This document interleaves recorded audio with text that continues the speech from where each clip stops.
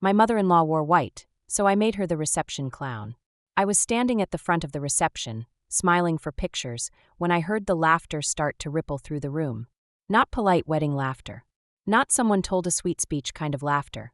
No, this was sharp, loud, that kind of stunned, surprised laughter that rolls through a room like thunder. And when I turned around, there she was, my mother-in-law, standing dead center of the dance floor, in her sparkling white dress. But not just any dress. Not the sleek, classy gown she showed up in hours earlier trying to outshine me. No, this one was new, covered in red punch. Birthday cake.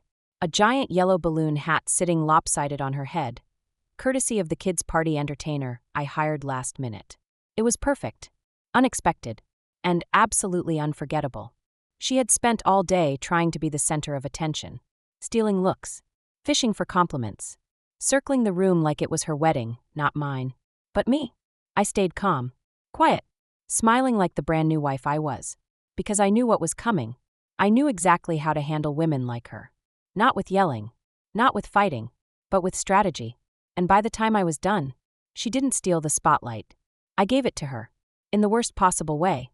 My name is Natalie, and if I'm being honest, I never pictured myself as someone who'd end up in a quiet war with her future mother-in-law. I grew up pretty conflict-averse. I wasn't one for big scenes or messy arguments. I liked peace. I liked kindness. And I always believed that if you treated people with grace, they'd eventually offer you the same in return. But Margaret didn't work like that. From the very first time I met her, there was something in her eyes, a flash of calculation right behind the smile. She didn't dislike me exactly. It was something more complicated than that. Like I was standing in a role she had never planned on giving up. She had been the center of her son's world for years, and I could tell immediately. Stepping into that space wasn't going to happen without friction. Still, I tried. Of course I tried. When Daniel and I got engaged, I wanted us to be one of those happy, blended families. I shared wedding plans with her, asked for her thoughts on little things like flower colors or appetizer choices, even though deep down I knew she'd find something to criticize. And she did. Every suggestion I made, she found a way to gently nudge in a different direction. Everything was either too trendy or too boring or not how we do things in this family. It wasn't hostile. It wasn't even direct. It was subtle, death by 1,000 tiny comments. But where things really started to shift was the wardrobe. It began small, at my bridal shower of all places. Margaret showed up wearing ivory. Not pure wedding dress white, but close enough to turn heads. Close enough that every other woman in the room noticed. She smiled like it was nothing, like it was just coincidence. But it wasn't. Not with her. I saw it clearly for the first time that day. The pattern, the performance, the constant positioning to make sure every spotlight somehow slid back toward her. And it hit me. If she was willing to wear ivory to my bridal shower, what was she planning for my wedding? That was the moment I knew. This wasn't about tradition. This wasn't about fashion. This was about power. And I was done playing nice. In the months leading up to the wedding, I tried so hard to convince myself that things would get easier. Weddings are stressful, right? Everyone says so. Families clash, emotions run high, little tensions pop up like weeds, and most of the time they pass. That's what I kept telling myself anyway. Because in between the tiny jabs and awkward moments with Margaret, there really were good days. Some genuinely sweet days, even. There were afternoons where we flipped through old family photo albums together, her pointing out a teenage Daniel with braces and bad hair, laughing in that easy, comfortable way that made me forget how sharp she could be when she wanted to. There were times she would tell me stories about Daniel as a little boy, how picky he'd been about his birthday cake, or how attached he was to a ragged blue stuffed dinosaur he once refused to sleep without. Little memories like that used to soften me toward her. They reminded me that this woman wasn't just my difficult future mother-in-law. She was his mom. She loved him first. She knew him longest. And for a while, that felt like enough common ground to stand on. Planning the wedding felt like balancing on that line every day. On one side, the sweet moments. On the other, the quiet power plays. Margaret had a way of inserting herself into everything, not always aggressively. Sometimes it was so casual it took me hours to realize I'd just been steamrolled. She'd say things like, "Oh, I told Aunt Cheryl she could invite a few friends. I hope that's okay," like the guest list was made of elastic. Or, "I booked hair and makeup for myself too, figured I should look my best," even though she knew appointments were tight. It was always positioned as helpful, friendly, harmless. And at first, I went along with it, because pushing back felt like turning wedding planning into a battlefield. I didn't want that. Nobody wants that. But in the back of my mind, there was always this little voice. This nagging thought I couldn't shake. If she was willing to cross all these little lines so easily, what was she saving for the big day? What was she planning for the one moment in my life that was supposed to be about me? I didn't know yet, but I had a feeling I was about to find out. Looking back, I think the first real warning sign came at the final dress fitting. Not mine, hers. Margaret had called me a few weeks earlier saying she'd found the perfect dress for the wedding. It's elegant, she told me over the phone, but understated. I don't want to take any attention away from you. And I'll admit it, for half a second, I let myself believe her. Until the day I saw it. The dress was white, not ivory, not champagne, not some pale shade that could be passed off as neutral. White. It wasn't a wedding gown, technically. It was designer, sleek, expensive, the kind of thing celebrities wore to premieres. And on anyone else? It probably would have looked bold and fashionable. But on the mother of the groom? On my wedding day? It felt like a statement, loud and clear. I remember standing in the boutique, staring at her in the mirror. She twirled for me, smiling like we were best friends. Isn't it fabulous? So clean. So classic. Classic? Sure. If your goal is to look like the second bride in the room. I stayed polite. I told her it was beautiful, which objectively it was. But inside, my stomach twisted, because I knew exactly what she was doing. And after that, the little things started piling up fast. She dropped hints about how excited she was for her big entrance at the ceremony. She told Daniel's sister that she might upstage the bride, laughing like it was a harmless joke. She even joked in front of me once. Well, people might think it's my wedding too. Every time I smiled. Every time I let it slide. Not because I didn't notice, but because I was waiting, watching. The more she revealed her intentions, the more I settled into my own sense of calm. It was almost surreal, like watching a slow, predictable storm roll in, knowing you've already built the shelter. While Margaret busied herself orchestrating her big entrance, preparing for whatever moment she thought would steal the show, I had already begun crafting something of my own. Not a scene, not a confrontation, just a quiet, calculated response. One that would land perfectly, sharp, satisfying, and unforgettable. Something that wouldn't ruin the day. It would define it. The morning of my wedding started with this strange, almost artificial calm, like the universe itself was holding its breath. Everything was running perfectly. Hair and makeup arrived right on time. My dress was waiting in the corner of the room, pressed and perfect, exactly how I'd imagined it for months. Around me, my bridesmaids buzzed with excitement, sipping mimosas and laughing in that soft, giddy way women do when the big moment is finally here. But underneath all that happiness, I couldn't shake the feeling that something, or maybe someone, was coming. Margaret. I hadn't heard from her all morning. Not a text. Not a question. Nothing. Which would have been normal for most people, but not for her. Not after months of inserting herself into every part of the planning process, from the font on the invitations to how the place cards should be arranged. For her to suddenly go quiet? That wasn't peace. That was strategy. It wasn't long before I found out exactly what she'd been planning. I was sitting in the makeup chair when my maid of honor came in, phone clutched in her hand, looking like she didn't know whether to laugh or brace for impact. Without saying a word, she turned the screen toward me. And there it was. A photo. Margaret, stepping out of her car at the venue, wearing the dress. Not a soft ivory. Not champagne. White. Head to toe, unmistakably, unforgivably white. The kind of dress you wear when you're not just trying to look nice, but when you're trying to make a point. For a long moment, I just stared at that photo. No anger. No panic. Just clarity. Because this was the choice she'd made.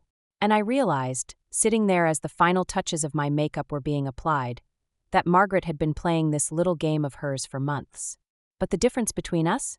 While she'd spent all her energy planning how to steal attention away from me, I had quietly been planning exactly how to hand it right back to her, wrapped in consequences. Gracefully, publicly, and completely on my terms. A few days before the wedding, I pulled my coordinator aside and asked her a very specific question. What's our backup plan if someone shows up in white? She blinked at me for a moment, probably expecting a joke, but I didn't smile. I wasn't angry, I wasn't panicked. I was just prepared. And thank God she didn't laugh, because I wasn't bluffing. Margaret had been towing that line for months. The bridal shower dress, the passive comments, the constant commentary about simple gowns looking so much better than all that fluff. I'd seen it coming. So while everyone else was focused on seating charts and final meal counts, I'd been making my own arrangements, not to escalate, not to embarrass her, but to ensure that if she crossed the line, the day would still belong to me. I hired an entertainer. Not a clown, exactly, that would have been too obvious. But a performer who specialized in family-friendly reception games. Balloon hats, light comedy, a little audience interaction, as the invoice had described it. And I gave her one simple instruction. If you see a woman in a white dress that isn't mine, I want you to make her the star of your show. She smiled, understood instantly. I didn't need confrontation. I needed redirection. I wanted attention drawn to the one person who'd worked so hard to make herself unforgettable. And I wanted it done in a way she couldn't spin. No screaming, no scenes. Just one very public reminder of who the actual bride was, and who wasn't. It might sound cruel, but here's the thing. My wedding day wasn't the day I wanted to teach someone a lesson. It was the day I wanted to enjoy. I didn't want to be in the corner whispering about my mother-in-law's dress. I didn't want to spend the entire night fuming in secret or swallowing my discomfort for the sake of appearances. I wanted to be free, to laugh, to dance, to celebrate, and I knew the only way to do that was to meet her where she lived, in the spotlight. So I handed it to her, wrapped in a bow made of twisted balloons and sparkling punch. By the time the ceremony started, Margaret had settled into her role like she was the main character of the day. She floated down the aisle like she owned it, flashing polite smiles, pausing just long enough at the front row to make sure everyone saw the full effect of her dress. It was white, blinding really under the sunlight. I could feel the murmurs starting behind me as I walked past her. Tiny gasps, the slight ripple of disbelief from our guests. I didn't look at her. Not once. Because I didn't need to. She'd made her choice. And I had made mine. The ceremony was beautiful and simple. Exactly what I wanted. I remember standing there with Daniel, feeling completely steady even with the weight of her presence a few feet away. Not because she hadn't gotten under my skin, believe me she had, but because the waiting was almost over. I didn't have to wonder anymore. I didn't have to guess if she'd crossed the line. She most definitely had crossed a line. She had absolutely no idea what was coming. It was my turn to stun the crowd. At the reception, things moved quickly. Dinner. Speeches. Our first dance. All the usual traditions blurred together in the happiest, most surreal way. But even in the middle of all that joy, I could see her, floating through the crowd like a queen, greeting people like this was her personal gala. She was in her element. Until the music changed. Until the performer stepped forward. Until the guest of honor games began. I had planned it perfectly. Games for the kids. Laughter for the families. Interactive little activities designed to bring people together. And right in the middle of it, my dear mother-in-law Margaret. The woman in white. The one person who could not, no matter how hard she tried, disappear into the background. Because when you show up to a wedding dressed like the bride, you're going to get bride-level attention. Just. Not the kind you wanted. It happened so quickly, it was almost elegant. One moment, Margaret was standing near the dance floor, holding a glass of white wine and basking in the glow of her own narrative. She had made her rounds. She'd been photographed, more than once, with guests who probably didn't know better. And for a while, she seemed completely convinced that she'd pulled it off. She was glowing. Her smugness radiated off her like a fog. Smug. That's the only word for it. And then the performer stepped forward. She had a microphone in one hand, a stack of cards in the other, and a wide, exaggerated smile that was part entertainment and part silent understanding. "Ladies and gentlemen," she said, "we're about to kick off something fun. It's time for a game I like to call Spotlight Surprise. And I need a volunteer. Someone who clearly came ready to steal the show." Laughter rippled through the crowd. Playful, confused, a little curious. And that's when she turned slowly, deliberately, and locked eyes with Margaret. "You, ma'am," she said brightly, "in the stunning white dress. Would you do us the honor?" Margaret froze. You could feel it in the room, that collective shift in energy, like someone had opened a window and let in a gust of truth. People turned to look at her. Not in admiration, in realization. Some laughed under their breath. Others raised their eyebrows.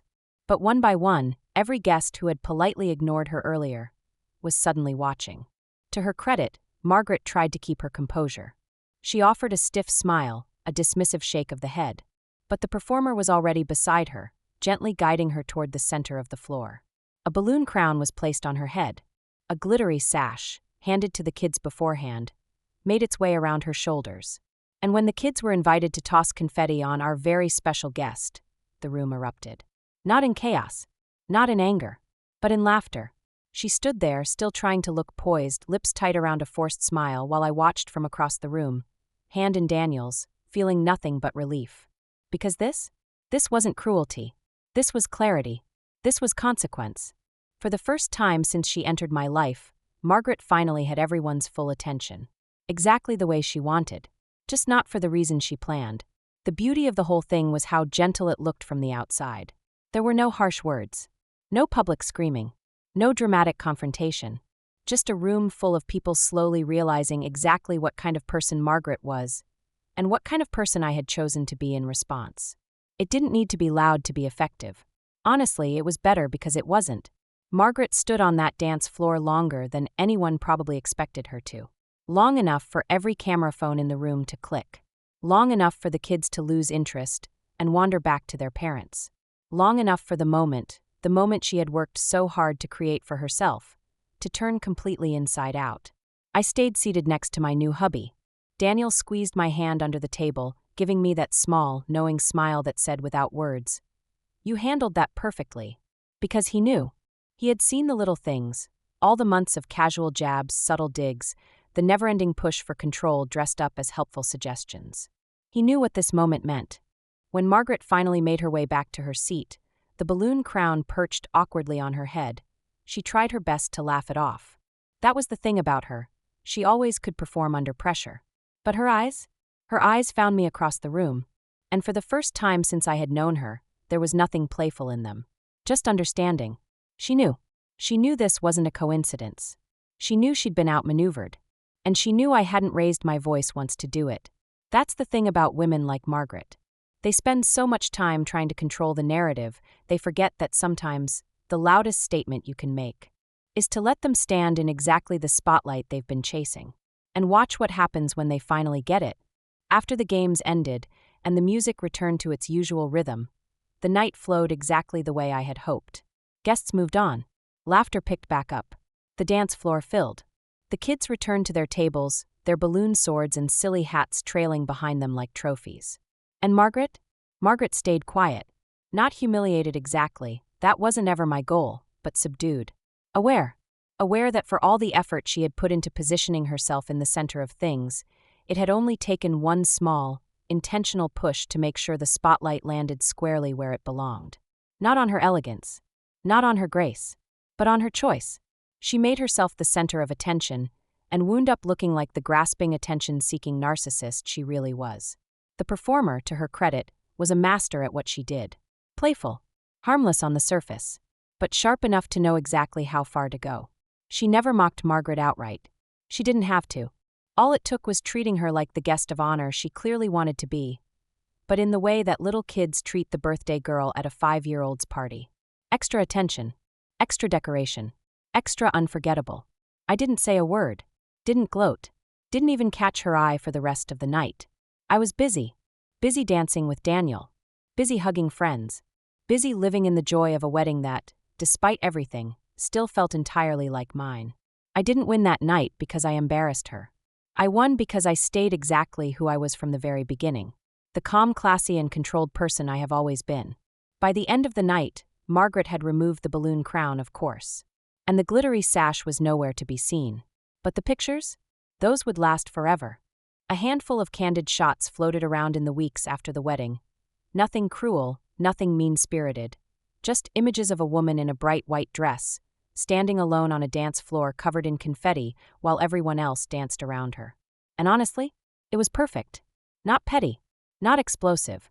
Just a clean, unforgettable reminder that actions have consequences. Especially on someone else's wedding day. In the days after the wedding, the stories started trickling in. Not from me or from Daniel, but from the guests. Little comments slipped casually into thank you texts or Instagram DMs. Best wedding ever, and oh my gosh, your mother-in-law's moment on the dance floor? I swear I've never laughed so hard in my life. Was that planned? Because it was flawless.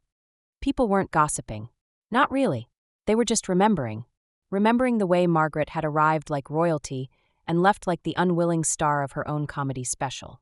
I didn't explain myself to anyone. Didn't clarify.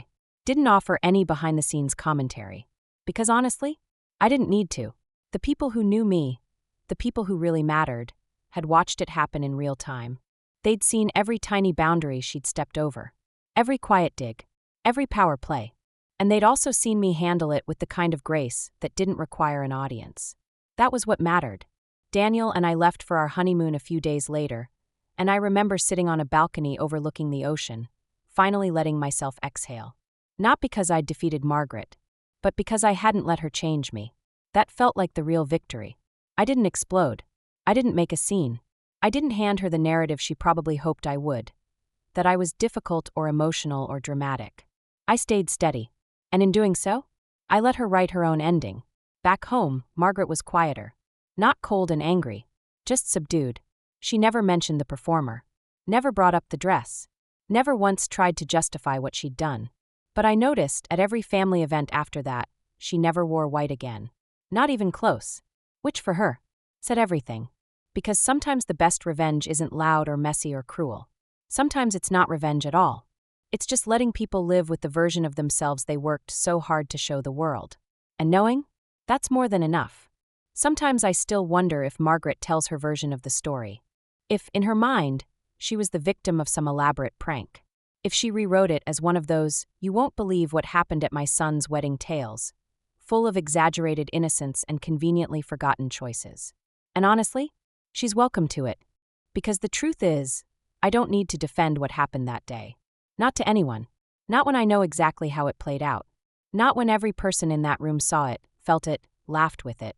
And not when the pictures, those beautifully awkward, unforgettable pictures, tell the story better than words ever could. Margaret wanted attention. She wanted control. She wanted to be remembered. And she was. Just. Not for the reasons she hoped. As for me, I married the love of my life surrounded by people who loved us for exactly who we were. I danced. I laughed. I celebrated every single moment without bitterness or regret. And every time I look back on that day, on that moment, I don't feel anger. I feel peace. Because she showed the world exactly who she was. And I never had to say a word. Thanks so much for watching. If you love a good revenge story, or if you've ever dreamed of getting the last word without saying much at all, you're in the right place. Be sure to like this video, subscribe to the channel, and turn on notifications so you never miss a new savage ending. Because around here, karma always hits different.